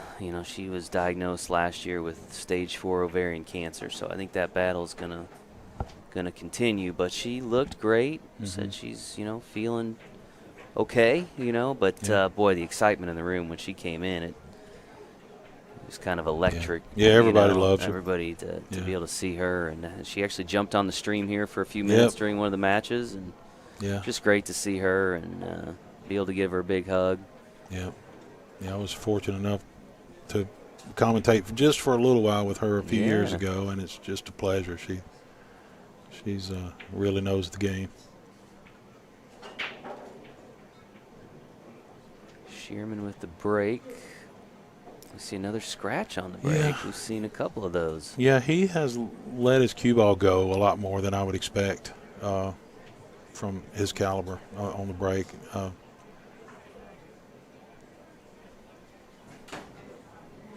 So I bet you will not see that the next time he breaks, I bet. Especially if this costs him here, because it'll stick in his mind. Yeah, he'll I'm thinking that he's going to go to 2 rails for shape on this ball. He bumped into that 2. He did not want to. He wanted to come on this side of the 2 and back out for shape in the other corner, I think. Hard to know for sure, but that's the way I would have played that shot. It was fairly natural. He just came up a little long with the cue ball, I think.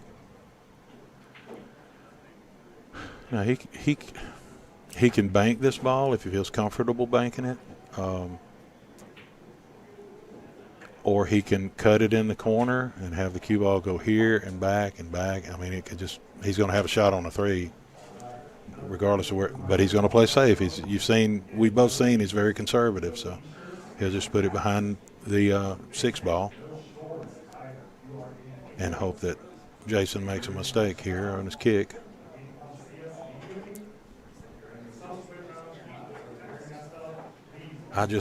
Too many times I've done this kind of shot, and my opponent kicks at it, makes the ball and runs out. So if I have a sort of a realistic chance of running out, if I can see making the ball and getting shape, I'll go ahead and give it a shot. See Jason with his jump cue. First time we've seen a jump in this match.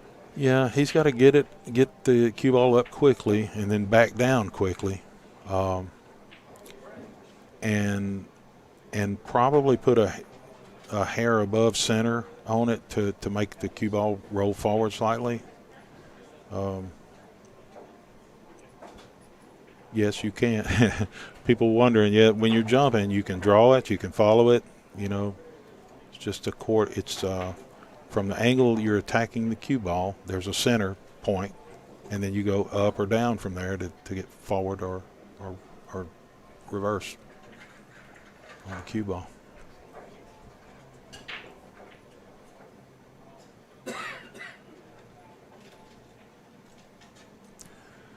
But I expect to see the two jump up in the air a little bit too. You know, when he hits it, it's going to jump up like this before it carries on. Have we? Oh, you frozen there? Sorry, I was a little behind, I think, on my commentary because my screen was stuck, but we're getting that taken care of while I look at another screen now.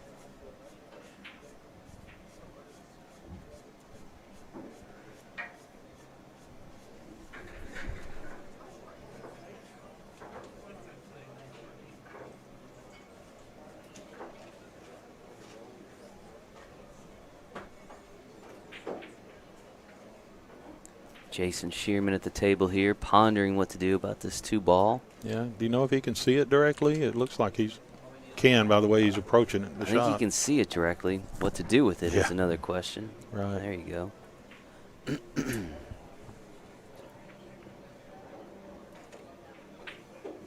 Watch out. Yeah, it double kissed the ball. Oh, and left him the 9-ball in the corner, looks like. If Ernesto goes for the combination here.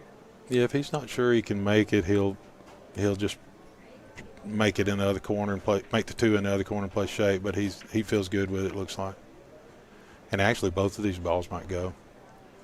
I would draw the cue ball back to get shape on the a 3-ball. See what he's looking at there, because the 2 and the 9 may both fall, and you don't want to hook yourself. If only the 2 goes, and you're shooting at the 3 next, you want to make sure you have got a shot on it. But I suspect the 9 will go in and the 2 will come very close to the corner going in, other corner.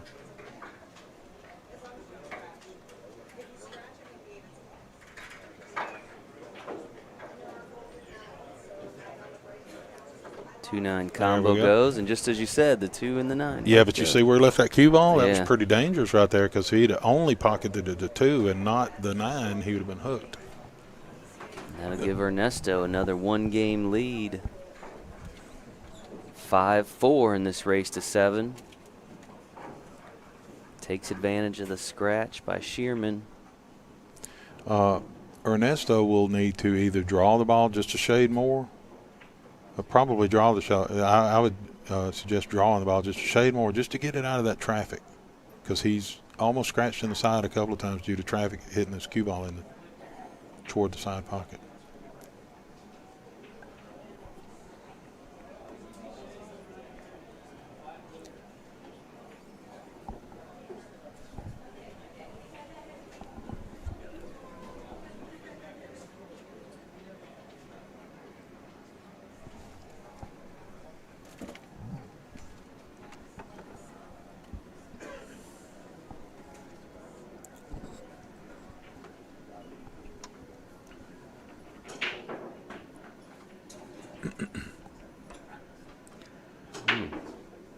He let his cue ball go more over to the side that time, and it did, for the most part, avoid the traffic, but then something came up and hit it. A lot of dry breaks in this first match. Yeah.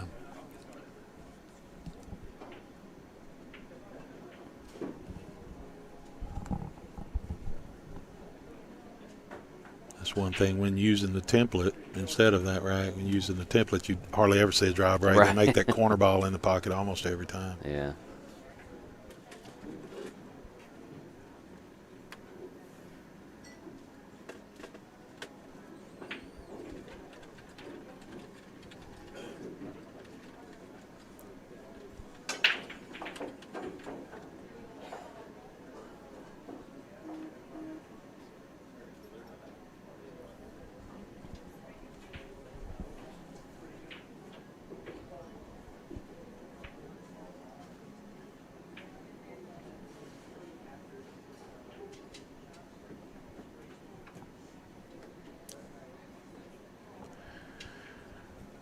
I have missed that shot the exact same way so many times.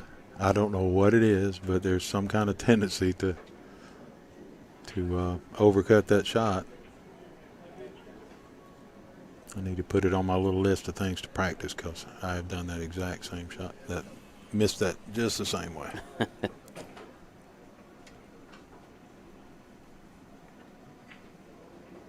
Oh. He overcut it. Ernesto returns the favor, cuts the one in the side, but Yeah. scratches in the corner. Yeah, he just hit it too thinly. Now Jason will have an opportunity to draw even once again if he can run out the rest of this rack. The only issue I see now is I think the 5, getting on the 5 good, but that's not much, or 7 ball. That's not much of an issue. Down right above the versus.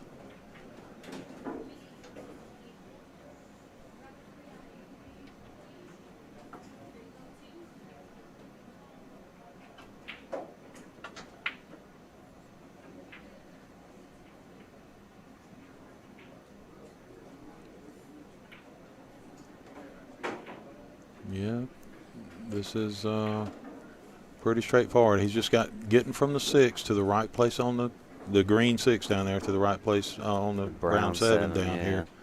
That's the key to this whole rack. He's got to pull that off.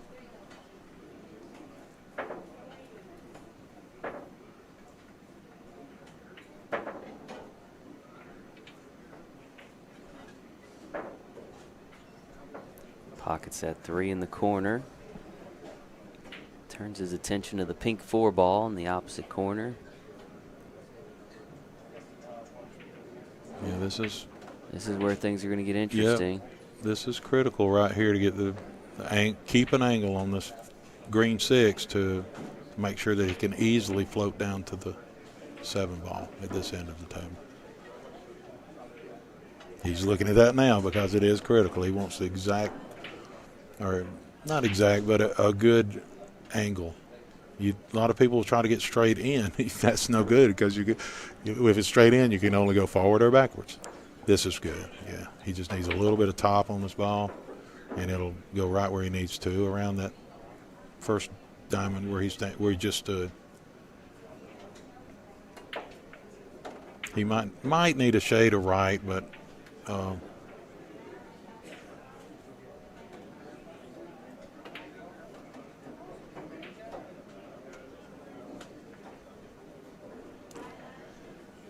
I was going to say that I would want to avoid the right because it makes it a little bit more difficult to make the ball, and he brings the chance of scratching into the shot, where if you just put top on it, it's easier to make, and there's no way you'd scratch.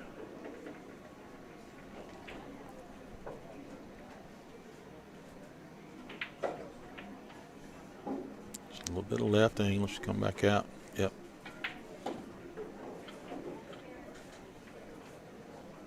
Pretty sure he can just roll this in. He'll keep shape on the 9.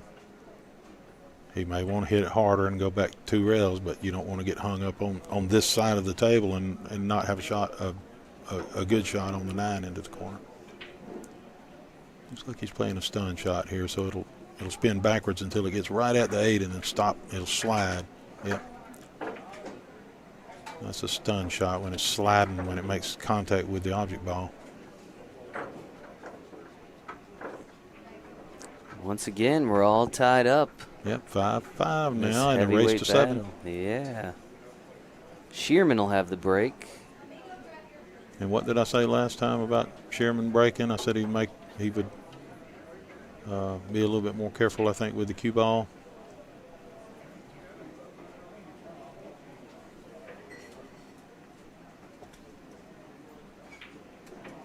If you've not yet subscribed to our e-newsletter, you can do that.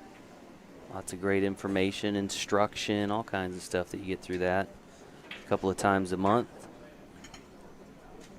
And of course, if you're interested in becoming an APA League operator, there's only a handful of those opportunities left these days, but still some good markets out there. If you're looking to make pool your profession, great opportunity. Of course, now is a good time to join a league if you're not currently playing in one. Shout out to Lee and Cindy up in our league operators there in Huntsville, yep. Long-time league operators.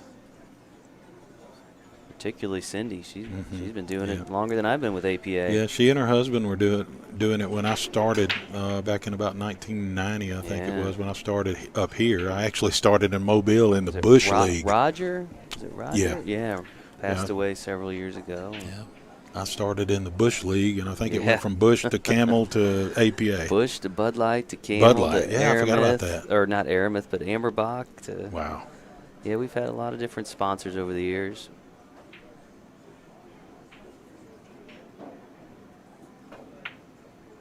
Molson at one time, Jack Daniels.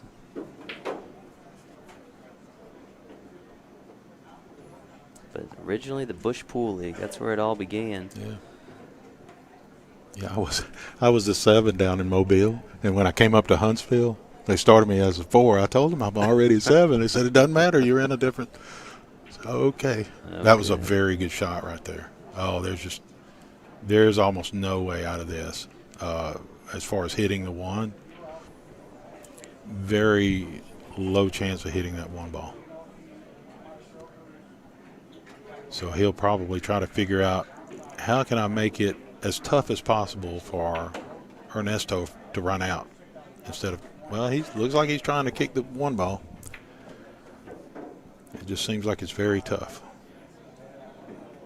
I was just noticing we passed the 12 o'clock hour. I want to make sure they haven't called Mr. Andrews' match, but don't worry. I just talked to the tournament director. We'll make sure you're in good shape. But I think we still got a handful of matches being played from the 10:30 round, including the one that we're watching. But as soon as you got to go, well, you got to go. And yeah.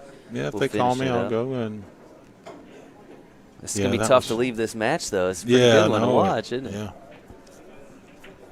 What time's who I think is the greatest of all-time commentator going to get here, Jeremy Jones? Yeah, Jeremy will be here a little bit later today. I think the 1:30 round he should be here, and then he'll be here through the evening. So he is so. I try to let him sleep in a little bit. Yeah. It's tough to do this round after round after round, especially for multiple days. So I said, get some rest, come in afternoon, and cruise through the day. But really a pleasure to have him here as well. He's awesome. He really is. He's doing a ton of commentary these days. Yeah. And still a really top-notch player. Of course, he was. He got a little out of line on this shot. Yeah. Captain of the Moscone. Well, he got pulled into the Moscone this year. I'm sure That's you right. watched. Was not planning to play, but when Earl was unable to play due to the COVID tracing, it wasn't that Earl even had COVID. It was that he had been on a plane with somebody, and over in Europe they don't mess around with that. So they quarantined him, and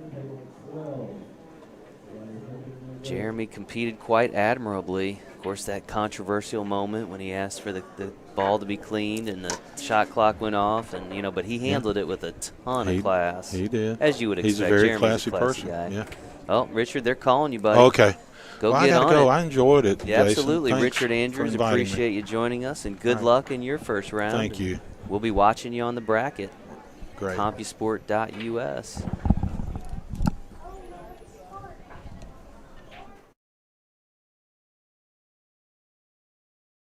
Thanks, buddy. Again, that was Richard Andrews, veteran of many U.S. Amateur Championships. Was joining us in the booth, but he has to run and start his noon match. Meanwhile, Ernesto Bayaua looking to once again take the lead in what has been a neck-and-neck battle between he and Jason Sheerman.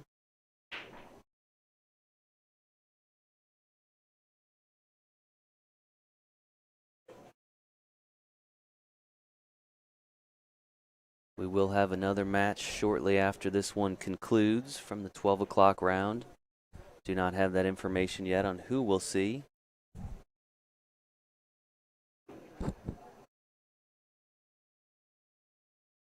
If you're looking to follow along on the bracket of who plays when, you can go to CompuSport.us. That's pinned here in the comments on the Facebook feed. As Ernesto pockets that 7 in the corner.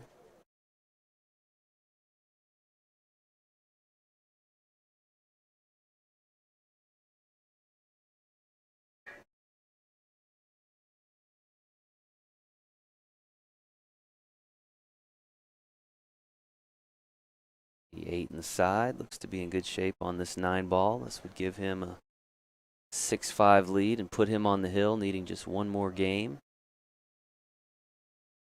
Again, this is a double elimination round. First round of the tournament. So both of these players will move on, but one will do it through the one-loss side of the bracket. Ernesto will have the break here. If you haven't followed us on all of our social media platforms, check that out. Our Instagram page. Of course, our YouTube channel, where some of you may be tuning in from right now.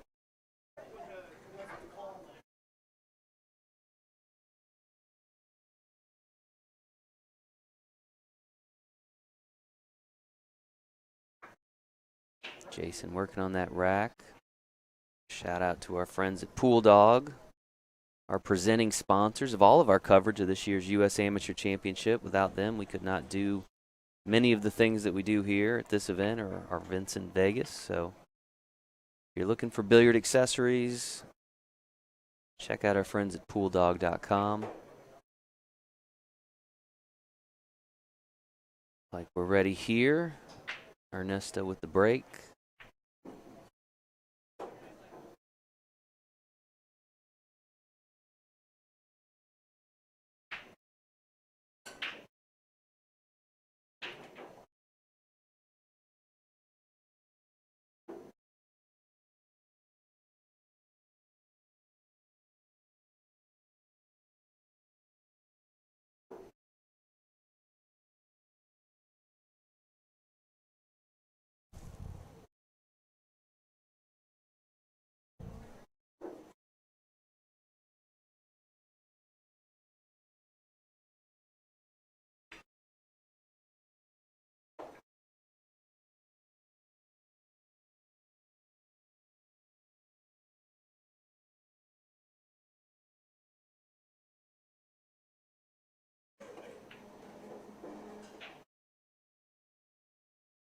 Ernesto went with the push out there, which is allowed here at the U.S. Amateur Championship.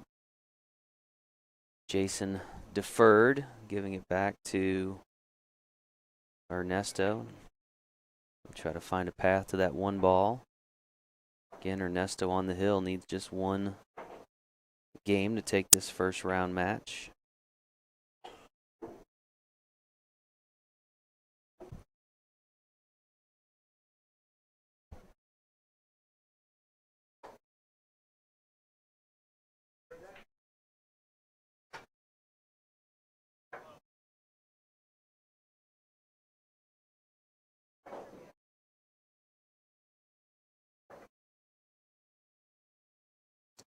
Sheerman fails to make contact with that one ball. Is going to give ball in hand to Ernesto.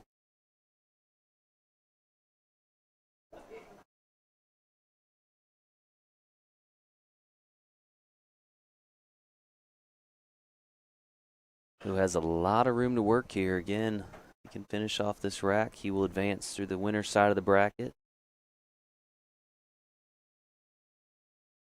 Frustration there, went further than he had planned on that 2-ball.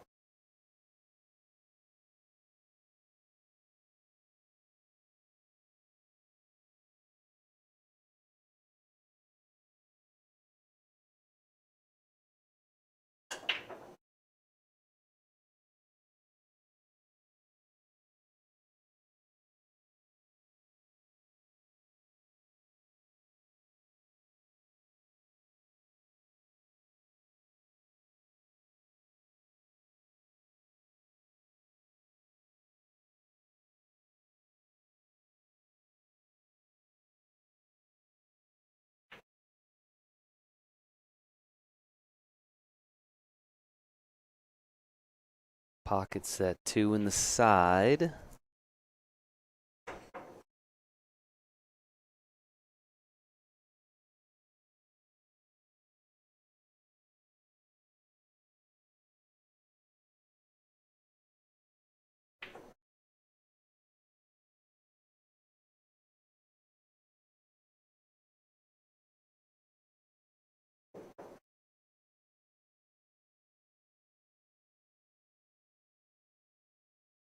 Oh, well, he pocketed that 3 in the corner, followed it in with the cue ball, though. I think he was worried about the position on the 4. And that may be a pretty critical error here, because Sheerman will have ball in hand and an opportunity to run out this rack, which would put us at hill.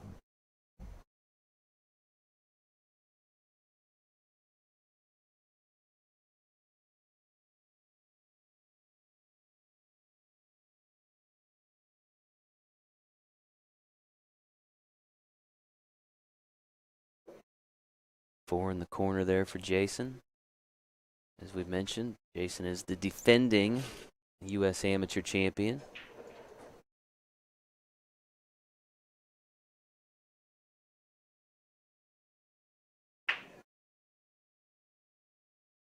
We saw the defending champ in the women's division, Jeannie Seaver, finish in 4th place in this year's event. Great finish for her. Of course, as we mentioned earlier, Stacy Bourbeau of Orange, Massachusetts was our champion. The 2nd time she has secured a U.S. Amateur title. As Jason pockets the 7 in the corner.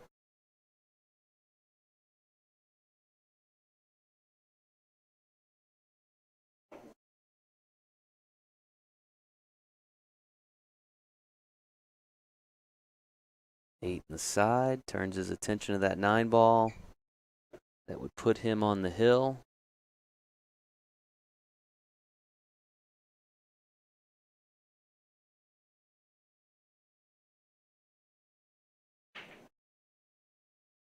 Fires it in that corner pocket. Folks, we're hill in this first round match. The winner of this next rack will advance through the winner's side of the bracket. Jason will have the break.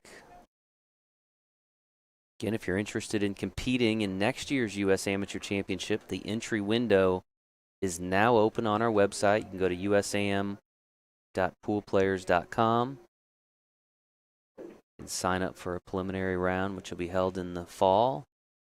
And the top players there advance here to the championship rounds. Of course, our pool player championships just around the corner in Las Vegas in May.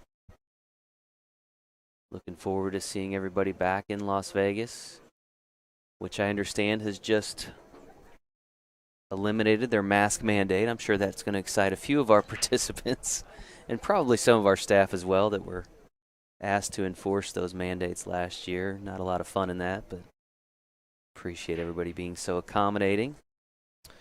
Meanwhile, I think we're ready to go here. Jason Sheerman going to take one last look at that rack. Stretch the arm.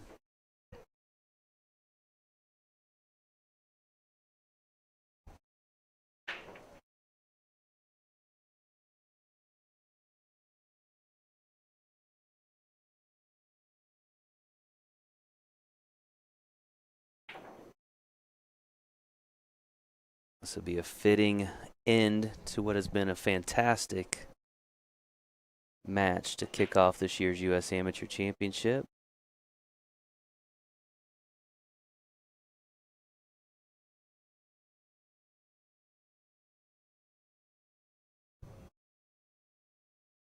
pocketed the 1 on the break. Now he's got to find a way to get to that 2 ball. Also got the 8.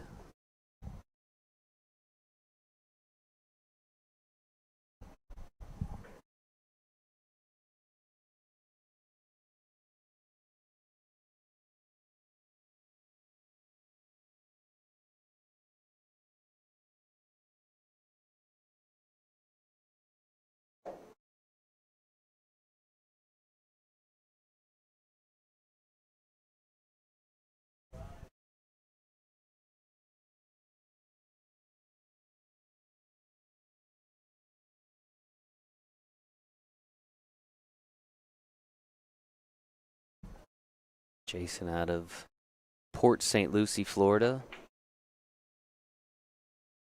It's on the eastern side of the state, a little further south than we are here in the Tampa area. His opponent, Ernesto Bayaua out of Tomball, Texas. One of the top amateurs in the state of Texas.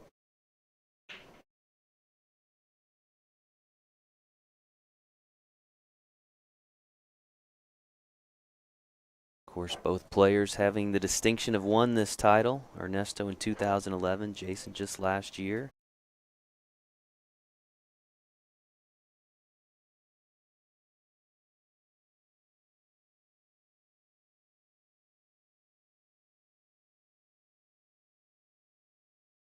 Jason goes with the push out.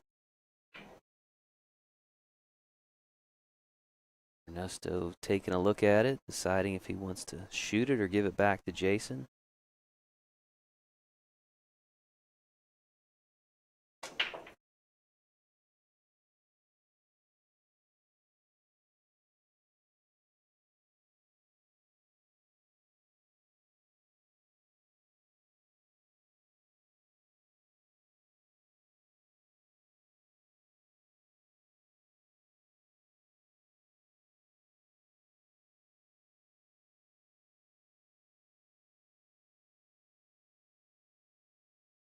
That'll bring Sheerman back to the table now. Again, shooting on that 2 ball.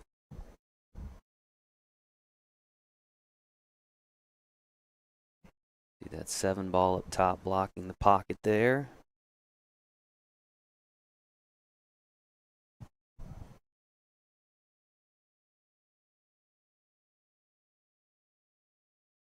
Handful of the noon matches now underway here at Strokers in Palm Harbor, Florida. Our host venue for this year's U.S. Amateur Championship. It has been the host venue since 2009. A lot of history here in this building.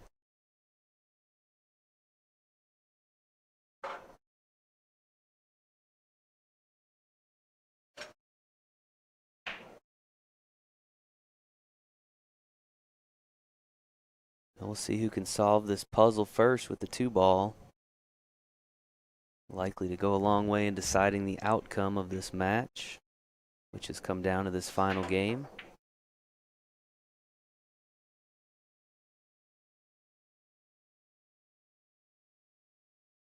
We sure started with a good one here at this event.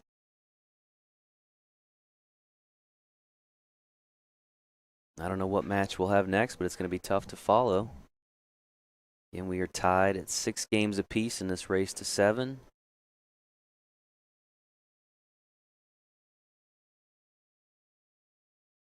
Whoever drops the final 9 ball here in this rack will advance on the winner's side of the bracket.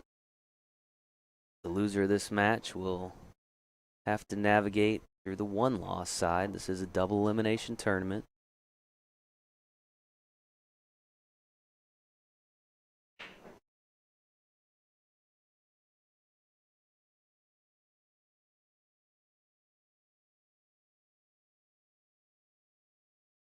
We play double elimination throughout the tournament until the final round, which is an extended race. For the men, that means a race to 11.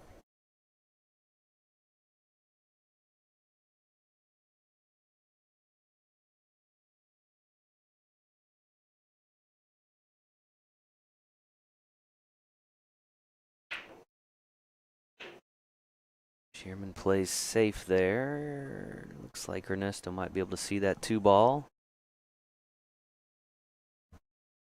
Between the 3 and the 9.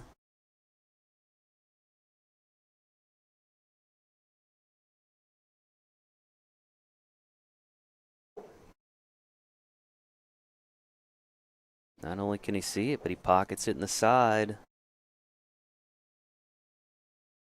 Now looks like he could be well on his way to securing this first match if he can run out the rest of this rack.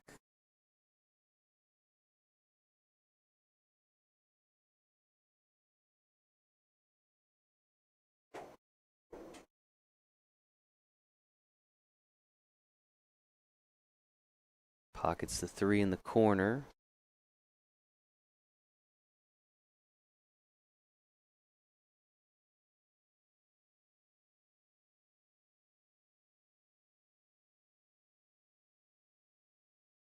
Pockets that 4 at the opposite end of the table.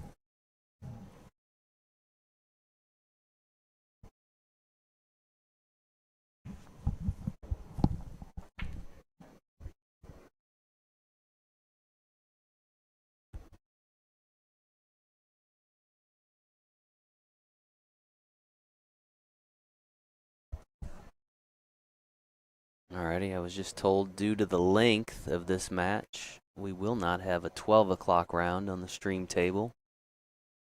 Trying to keep the rounds on time, so our next live stream will come at you at 1:30 p.m. Eastern Time.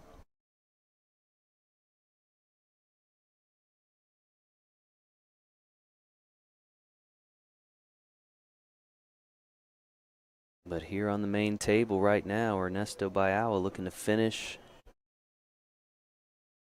this first round off with a victory. Now 2 balls away.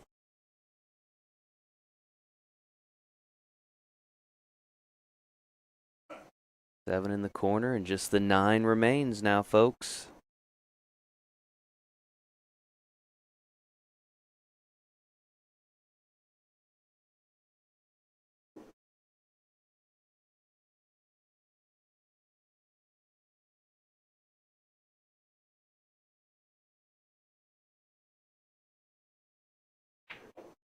Ernesto pockets that 9 in the corner, finishes off this match with a 7-6 victory over the defending champion, Jason Sheerman. Great match to get us started at this year's U.S. Amateur Championship. Again, both these players will advance. Ernesto on the winner's side, Sheerman on the one-loss side of the bracket. That's going to do it for our first round here, folks. Appreciate you tuning in. We will be back at 1:30 p.m. Eastern with continuing coverage of this year's U.S. Amateur Championship. Thank you for joining us.